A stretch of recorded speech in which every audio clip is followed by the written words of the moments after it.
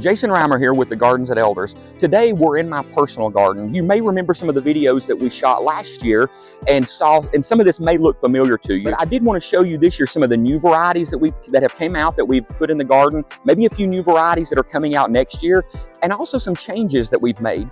You know, any garden, as it matures, things are going to change. You know, your tree canopy is going to grow, which plants that when you originally planted were in the full sun wind up being in the shade, and you have to relocate those. Or maybe there's areas where you were putting in a lot of annuals that you decide, well, I don't really want to put annuals in every year, so I want to do perennials. So we'll look at some of the things that we've done in my garden this year as we go through this garden tour. A couple of things we're going to start out right here. This is at my entranceway when you pull in my driveway. In the past, I have always done annuals. Last year I did white impatiens around the front. While I love that look, again, I'm always having to put in annuals in the spring and in the fall. So this year I put in the Miss America hosta from Proven Winners. Miss America only gets about 20 inches or so tall, but it gets 4 to 5 to 6 foot wide. So it's going to be a really pretty plant, and as these things fill out, it'll be a solid mass of hostas in the front. And then I'll still plant behind it, whether it be with coleus like we did last year, or this year I did caladiums. A trick with caladiums that a lot of people don't realize, we treat them as annuals, and they are, but you can dig the bulbs up in the fall and store those and replant them again next year. All but about 6 of these are all bulbs that I had last year that I was able to carry over. One of the plants that I think personally is one of the unsung heroes in the garden is this Japanese Aurelia. If you need a pop of color, especially chartreuse yellow, there's something about chartreuse yellow that just makes a garden shine. This plant is a great addition. It'll take the shade, it keeps its chartreuse color, and this plant will get 4, 5, 6 foot tall. The other interesting thing about it, it goes completely back to the ground in the winter, and then it'll come up the following year and still get 5 to 6 foot tall. It's a great addition if you've got a shaded area that you need to add a little bit of color to.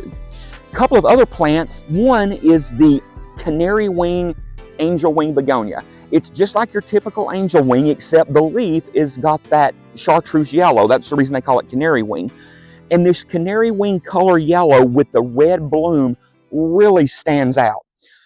The one thing about this plant, if you've got an area that is 100% shade, that you can't get anything else to continue blooming on, because let's face it, even shade plants need a little bit of sun to bloom well.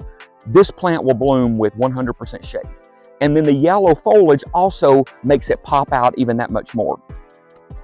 And then the other plant is this creme brulee caladium that Proven Winner and Classic Caladiums came out with this past year. I liked it when I saw it last year as an introduction, but when it came in and I got it in the garden, I like it even more now. When it was introduced, it had more of a coral pink look. And it could almost go into the fall colors, and it still could. It would make a great fall addition to the garden. But there's something about the colors are much more richer when it actually came in, and I've actually put a couple in just because I like it so well. And then here I also planted more caladiums. Caladiums have become one of my favorite annuals. They just hold up so well in our summer heat. As long as you can keep water on them, they just do great. The other thing that I did here, much like I mentioned in the front where I took out the impatiens and put in hostas this year, I also done this border along the front of my whole bed, which in the past has been either impatiens or begonias. This year I put in autumn frost hosta as a border. Now they're very small this year, but by next year this should be a solid mass, and I'll show you what autumn frost hosta looks like when it fills out. It is one of the prettiest hostas that there is. Another plant, though, that has done great here is this Rising Sun Redbud. This is kind of a trial and fail error. I had planted I wanted a Japanese maple here, one that kind of had a yellow color, and I planted 2 years in a row. I planted a Japanese maple, and 2 years in a row I lost it. So last year I said, okay, I'm going to do something else because apparently I'm doing something wrong. So I put in a Rising Sun Redbud. This thing was put in last summer in the heat of the summer, and it has tripled in size in less than a year. When you put something in year one, they tend to struggle, they tend to weep, and it takes a year or so for them to get rooted in. Second year, they creep, they start to grow, and then third year, they really take off. This plant from the get-go has took off and been an amazing addition, and the color has just really stood out. I do need to get it staked. and then that will make it kind of straighten up a little bit. It's growing towards the morning sun, but this has been a great addition. This is a new combo from Proven Winners next year, it's got a double impatient, and it also has a pink Terenia. My mind went blank there for just a second. And also this blue Broalia. If you've not used Broalia in shade, it is a great addition to a full shade area. It is a beautiful plant that will bloom all summer. There's a blue and a white in the Broalia. Both of those are really good. Here in this little portion of my yard, it's one of those little areas that's kind of, it's a little bit hidden to some extent, but it's a really, one of those areas that I find that I catch myself in quite a bit. Since last year, I've added a fountain, and this is one that doesn't do a lot of splash. It just does a ripple effect, but it adds just that little bit of water sound in the garden.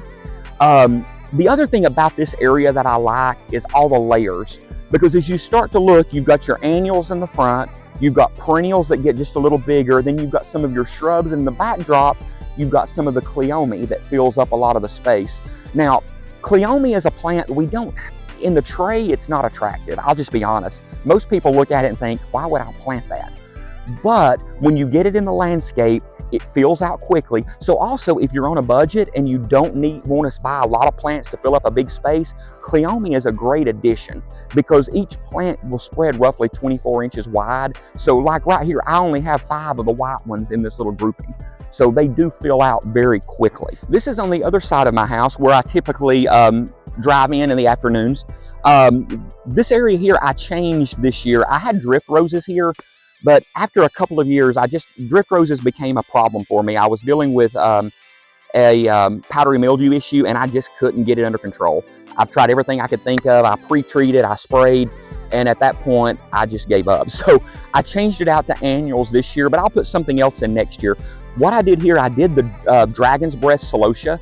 This will fill out, by late this summer, this will be a full mass of dragon's breast celosia, and it'll really come into form in the fall. And then we planted yellow marigolds around that. We'll try to get a updated picture later in the season, but this right here I think is really going to show out. One of the stars in the gardens this year, we talked about last year, were sun patiens. The sun patiens have done amazing this year. With all the heat that we've had, they have just continued to bloom their hearts out. Only issue I've had this year, I've had a few Japanese beetles show up, but not something that's been a major issue. And we'll talk about that in some other videos later. But Japanese beetles are one you may have to watch for. I'll also point out the Blood, Sweat, and Tears Daylily from Proven Winners.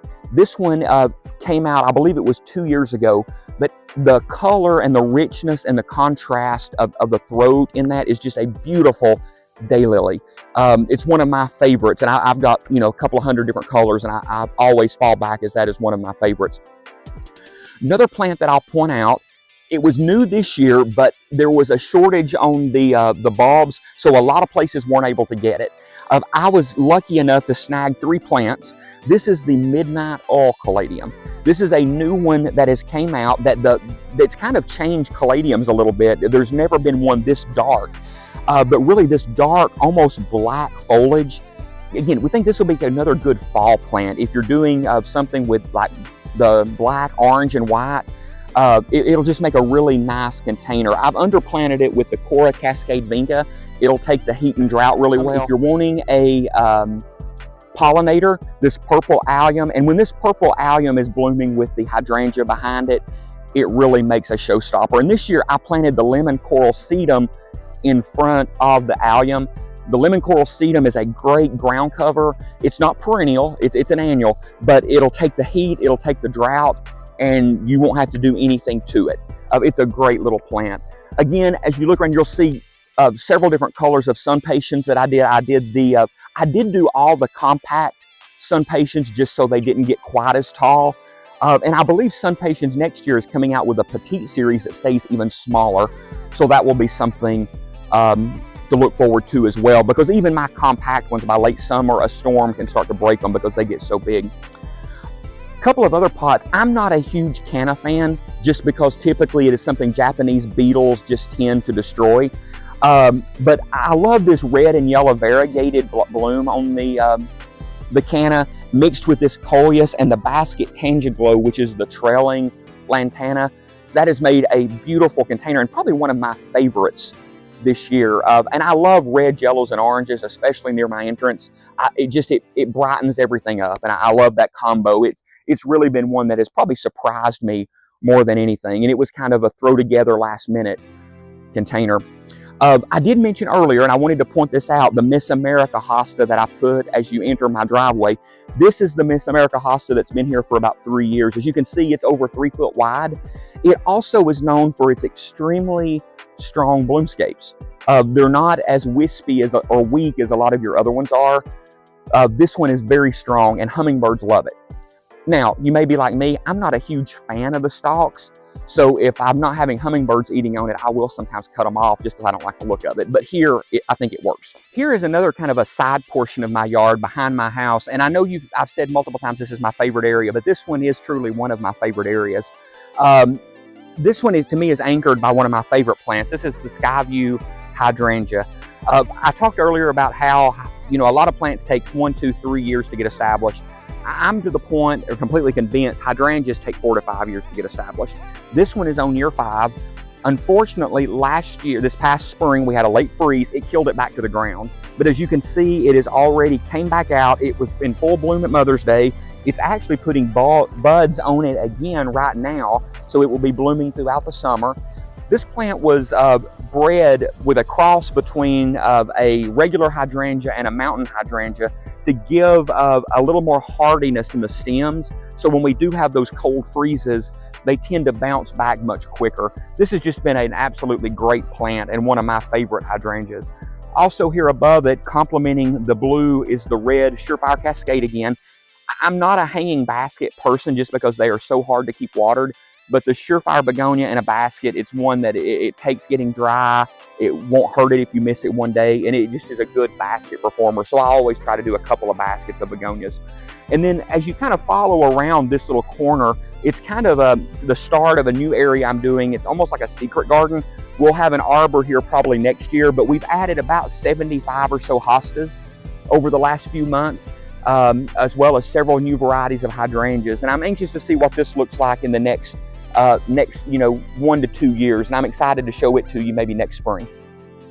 Well, that concludes today's garden tour. I thank you for joining us, and the biggest thing I want you to take out of this is try new things. Look at, hopefully you saw something that thought, ooh, I like that color, or I like that option. And I also want to encourage you, don't get discouraged. If you don't like something, move it. I mean, you don't have to be settled on something that every time you walk out in your yard, you think, I wish I'd done something else. Feel free to change it. Feel free to move it to a location that maybe it'll perform better. Or at the end of the day, compost it. I tell gardeners all the time, that's the good thing I like about gardening. If something doesn't perform well, just get rid of it. It's not like relatives.